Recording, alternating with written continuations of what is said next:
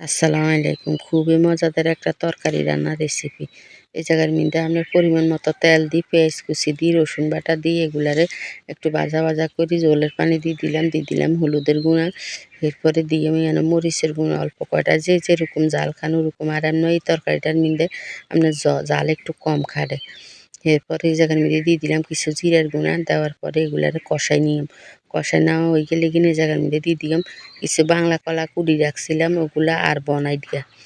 যারা দেশ গ্রামে থাকেন তারা চিনবেন এগুলা বনাই দিয়া, শহরের মানুষের তো আর চিনব না। এরপরে এগুলা দিয়ে দিলাম লগে, দেওয়ার পরে এগুলারে ভালো করে কষাই নিলাম তরকারিগুলারে।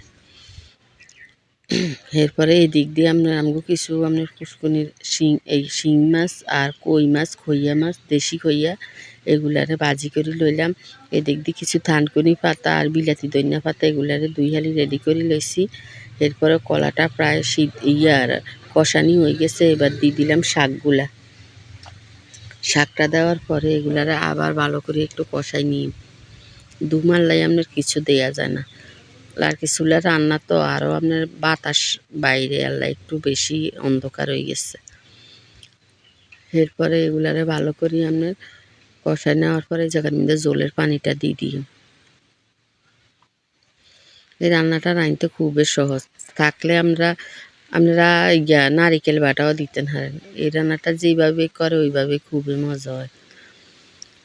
আর এটা একটা ওষুধের মতন, এটা যাদের হ্যারো কামড় হয়, নইলে আপনার পেটের কোনো সমস্যা হয়, তাহলে এই তরকারিটা খাইলে খুবই ভালো কাজ করে এটা। এরপরে এই যার মধ্যে যে মাছগুলো আপনার ভাজি রাখছি, কই মাছ, খইয়া মাছ আর শিং মাছ, ওগুলা দিয়ে দিলাম। দেওয়ার পরে আপনার এগুলারে এবার একটু করে নিয়ে যতক্ষণ পর্যন্ত পর্যন্ত অপেক্ষা করি তরকারিটা ওই আইলে। এরপরে আপনার এগুলারে বাগার দিতে হইব। এই যে কলাগুলা সিদ্ধ হয়ে গেছে, বনাইটগুলো সিদ্ধ হয়ে গেছে। এবার একটা কড়াই বসাই দিয়ে বেদিক দিই, কড়াইয়ের মধ্যে পরিমাণ মতো আপনার রসুন কুচি, পেঁয়াজ কুচি এগুলা দিয়ে দেওয়ার পরে এগুলারে ভাজি নিয়ে ভালো করে। আর পাতার আগুনের তো এলাই শুধু কাল নিবি যায়, চুলা শুধু নিবি যায়। এদিক দিয়ে আপনার গুলারে আপনার করে দিলাম। দেওয়ার পরে এগুলা বেরেস্তা কালার ওই ভাজা হইলে এগুলা উড়ে হালাই, উড়াই এগুলা ডালি দিয়াম এই তরকারিটার লগে। এই বাগারটা দিলে এই তরকারির স্বাদ আরও দ্বিগুণ বাড়ি যায়। গ্যারান খুব সুন্দর একটা গ্যারান কয়, থানকুনি পাতার গ্যারান আছে। এরপরে আপনার এই যে বাগারটা দেয়, এটা খুবই মজা লাগে। এই তরকারিটা একবারে যদি না রাঁধি খান তাহলে এটার স্বাদে বুঝবেন না, এত স্বাদ হয়।